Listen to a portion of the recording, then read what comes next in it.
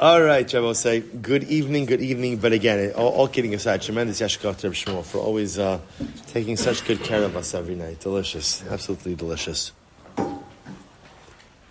All right, let's begin. So, we are up to Daf Chof Beis, and I believe, if I remember correctly, we left off at the second wide line. Is that correct, Tanya? Does that look right? Yeah? All right, excellent. So we'll say, Tanya. So remember, interestingly enough, we are still dealing with Takanas Ezra, which is the takana that says that a man who is a Baal Kari, a man who experiences a seminal emission, cannot learn Torah and cannot daven until he goes to the mikvah. So that's where we're still holding in this. So the Gemara says this, Tanya, Rabbi Yehuda ben Beseira says, Ein hayomer, ein divrei Torah mekablin tumah. The words of Torah are not mekabel tumah. Not mekabel tumah. So I'll say, what that's another way of saying is what? Is you can't say that you can't learn Torah if you're tummy. It doesn't make sense. It doesn't make sense. You can tell me you can't go to the Beis HaMikdash. You can tell me you can't bring karbanos. You can tell me a whole bunch of things. But you can't tell me that you can't learn Torah if you're tummy. Words of Torah are not mekabel tumah. We'll say it's also such a beautiful statement, right? That there are certain things in life. We'll say if you think about it, in this world there are things that are holy. But the truth is, lav dafka, that their holiness is consistent and immutable, right? But there are certain things that have unbreakable chains or unbreakable bonds of holiness. So one of those things ultimately, again, is Torah. Words of Torah are not mekabel tumah. Let's listen to this. Easy. Shalom aleichem. So what happens? So the Gemara says, so there was a story of a particular Talmud who was Megamgame.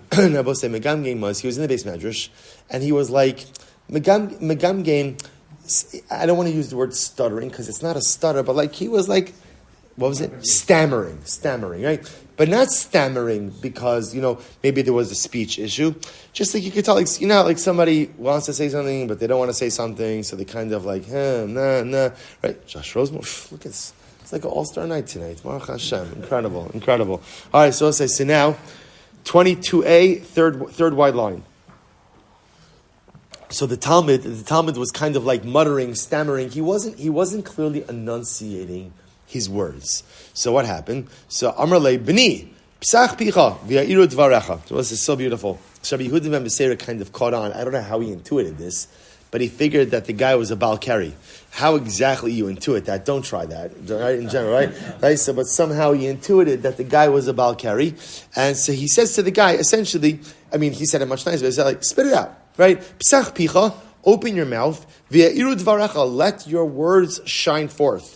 She'ein divrei Torah mekablin tumah, because words of Torah are not able to be mekabel tumah. Well, so it's really such a. So Yehuda sensed that there was something up with the guy, something going on. So Allah he says, stop stammering. Don't worry, you can speak Torah. Words of Torah do not contract tumah. Shene'emar halo kol devarai ke'esh num Hashem. Ma'esh eino mekabel tumah. Af divrei Torah eino mekabel tumah. So Allah says it's actually quite beautiful. Gemara over here quotes on the pasuk. From Yirmiyahu, and the pasuk in Yirmiyahu says, excuse me, Halo kol divrei ka'esh. Kadosh Baruch Hu says, my words are like fire. Just like fire is not mekabel tumah, so too words of Torah not mekabel tumah. So both say, so this statement of Rabbi Yehuda ben Beseira is really very interesting. Because what it sounds like is Rabbi Yehuda ben Beseira doesn't hold of this Takanas Ezra.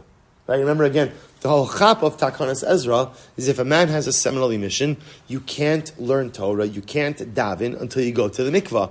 And Rabbi Yehuda ben Beseira says, no, words of Torah, they're not mekabel tumah. Okay, so we will have to see how to reconcile this. Amar Mar, so Mar said, Matzia es ha-mishnah, Matzia es ha-gemara. Suppose, remember again, we saw this last week's shiur, that even according to the opinions that say that you can learn Torah as a Baal Kari, there are certain limitations. In other words, a person should learn kind of like a perfunctory or in a superficial way, but not in a deep or insightful way. So for example, so Mar said, you could expound upon the Mishnah, but you don't expound upon the Gemara. You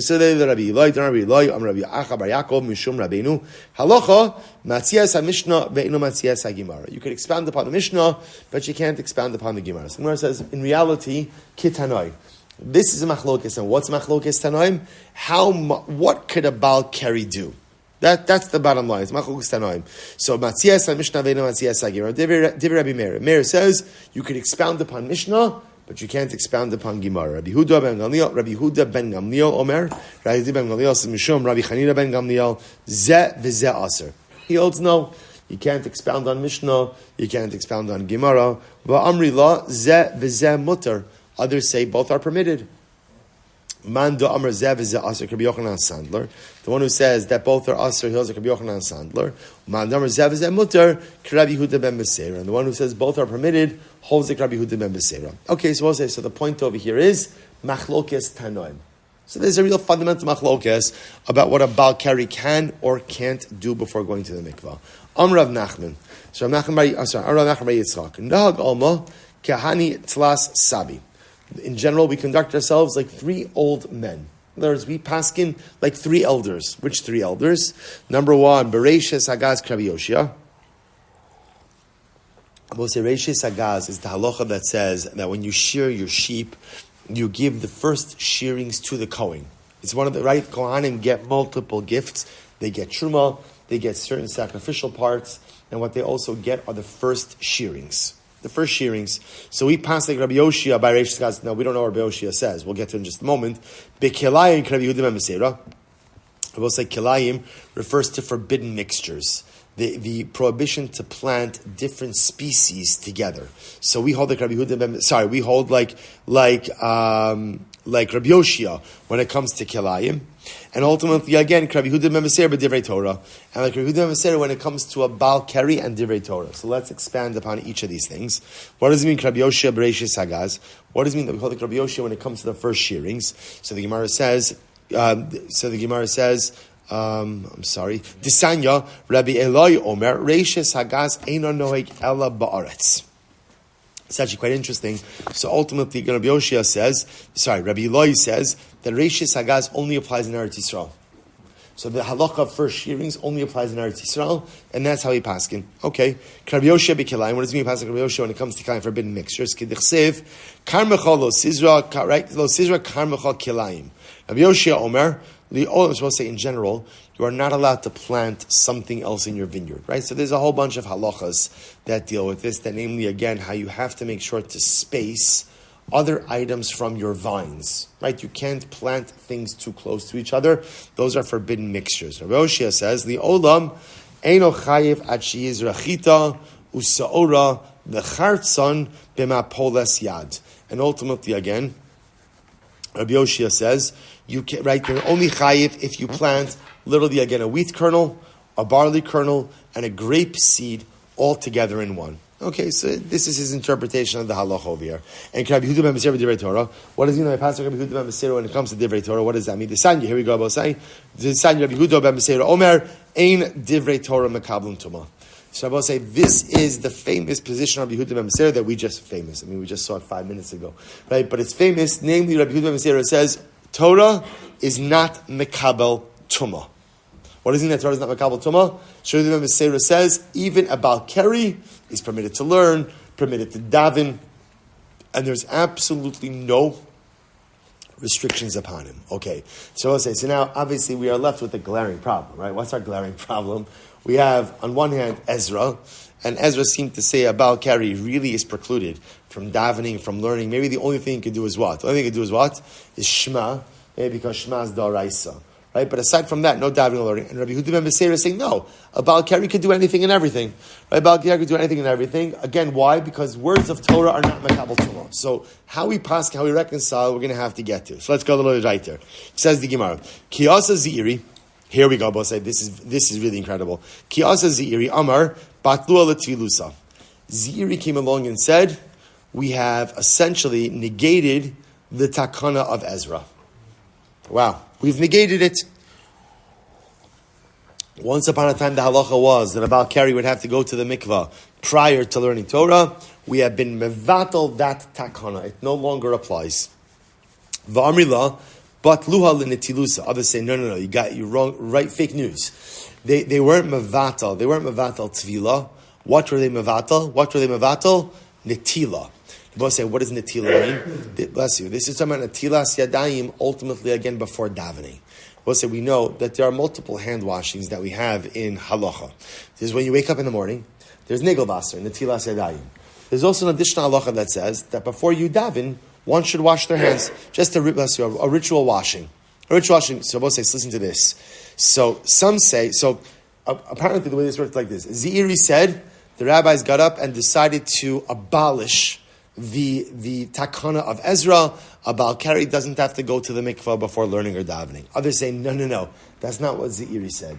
Zeiri said they abolished the need to wash your hands specifically before you daven. That's what they abolished. So what's going on over here? Mandar b'tluah l'tvilusa.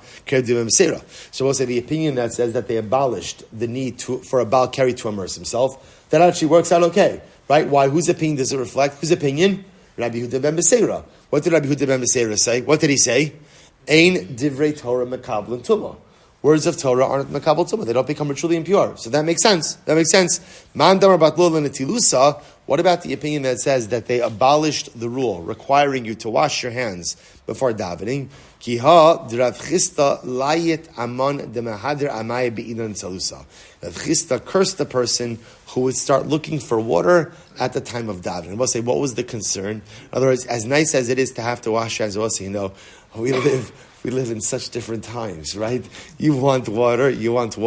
Okay, choose. What do you want? You want the sink, you want the water fountain, you want this, you want that. So we'll say, so again, once upon a time, you tell people that they have to wash their hands before davening, you have to go and find water. You have to go. As it's interesting. I felt I had like an old man moment a couple of days ago. So my kids were all in the house, and I see that like everybody's going like to the closet and taking out like a bottle of water. I'm like, guys, like there's a sink. I like, Daddy, but it's Target. It's so inexpensive. I said, I got it. It's not a financial. I guess it's kind of a financial thing, but like there's like a sink right there. It's further, right? It's more of a distance to actually go and get the bottle of water. And then I yelled at them for leaving the door open. I said, we have to heat the whole neighborhood. It was good. I felt like I was really coming into my own. But we live in like such a different time. It's just incredible, right? So you could just no. I don't want water from the sink. I don't want water from the sink. I'd rather just drink it from the bottle. So which comes from the sink, right? It's like Target doesn't have like some spring, some secret spring, right? In the Acadia, Maine, some untainted source. I said it's some guy like in the employee bathroom, filling up stuff, right? Who didn't wash his hands, right? Whatever, and we pay for it. Any event, so we'll say. So Lamaisa, what's interesting about this is as follows. So therefore, we'll say, according to this opinion, they negated hand wash. In other words, they said you don't have to wash your hands before you daven. Because what was the concern? People were, okay, so if it's halacha, I want to fulfill it. And what's the problem? The problem is people ended up missing out on davening in the pursuit of water. Which I will say, by the way, if you think about it, is such a profound metaphor for what so often happens in life, right? So you're going to get this straight. So people would miss davening because they were looking for water. So you say this, that's crazy. I'll say, how many times does it happen that we just become hyper-focused on all the wrong things? And in the pursuit of becoming hyper-focused on something, I miss out on all this other stuff, right? I have a problem in life, and that problem is so all-consuming that it prevents me from seeing all of the beautiful good that I have going on. I'm so hyper-focused on the wrong thing. So I will say, this is not a new dynamic. It's not a dynamic. There are people who became so hyper-focused on finding water to daven that they didn't daven. So machlokes over here, here's this interesting. So what Zeiri is highlighting is they definitely abolished a rabbinic enactment. It's a machlokes as to which one they abolished.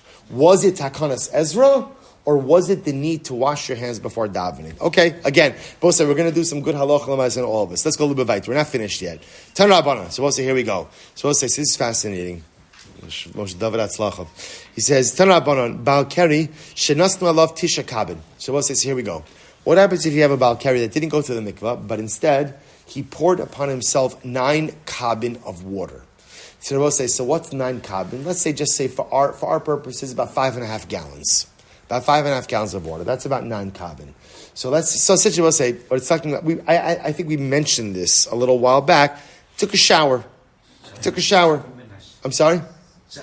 7 minutes, right? So either you can measure it in time or measure the amount of water. The point over here is he poured 9 kavin over himself. Shazlav tisha kavin, mayim tahar. Ultimately, such a person is tar. Now, let's be clear.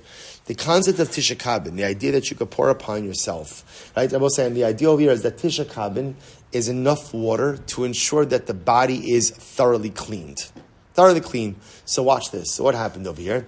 So if a person was a balkari, a man was a balkari, and instead of going to the mikvah, he poured 9 kabin. In other words, he took a shower. Took a long enough shower. Ultimately, he's tar. So Nachum ish gamzu. So let's listen to this. Nachum ish gamzu. Loch shal Rabbi Akiva. So listen to this. So Nachum ish gamzu. We'll say, now, you know the story of Nachum. We'll get to, right? Nachum ish gamzu is the gamzu latova. Now, he was Rabbi Akiva's Rebbe. Who's Rabbi Akiva's Rebbe? So Nachum ish gamzu whispered this halacha to Rabbi Akiva. Rabbi Akiva loch shal Ben Azai. Rabbi Akiva whispered it to Ben Azai. Ben Azai yatsa v'shanal talmida b'shuk. And Ben Azai went out and taught it publicly. Okay, so what's going on with the whispering? So the Gemara says, listen to this. So pligi b'tramarai. There was a machlokes tanaim. We'll say, what's the machlokes tanaim? What is the machlokes tanaim?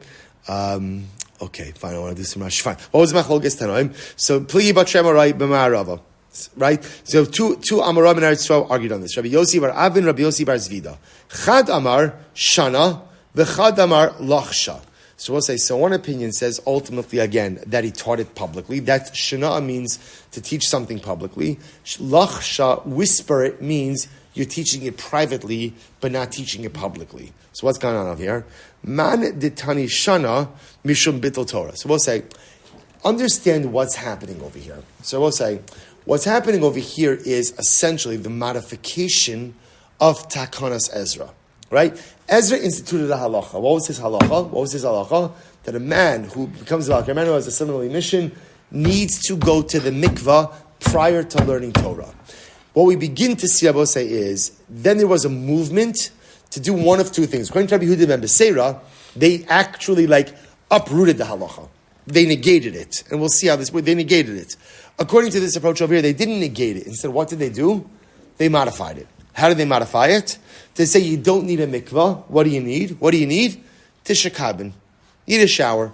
Don't need a mikvah, you need a shower. So Rabbi say, so now there's a machlokes. How was this new modification taught? Was the modification taught kind of privately and shared just with a select few?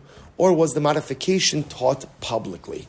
What's the machlokes? Watch this. So Manditani Shana, the one who says that it was taught publicly, Mishum Bittul Torah. So Rabbi said the concern was like this. Why did they feel the need to modify Takanas Ezra? Why did they modify Takanas Ezra? Because Rabbi said Takanas Ezra was causing the negation of Torah study. Why? Because Rabbi say, again, so a guy's selling a mission, and then he doesn't have access to a mikvah for whatever reason, or it's too cold, or it's too whatever. So therefore, okay, I can't learn Torah, day off. Day off. Well, what am I going to do? So therefore, the Chazal, the rabbis felt compelled to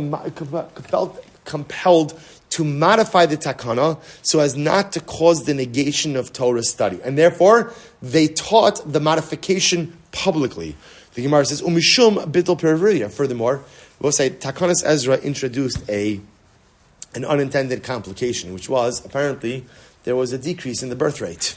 Right? Why was there a decrease in the birth rate? Because again, if a man knows that ultimately, again, he can't learn Torah if he doesn't go to the mikvah, can't daven if he doesn't go to the mikvah, then again, if he doesn't have access to a mikvah, it's going to have to cause him to think twice about what if he should be intimate with his wife or not. As a result, it caused some level of negation of Pir V'Rivya. So therefore, in order to offset Bittul Talmud Torah and Bittul Pir V'Rivya, they taught it publicly.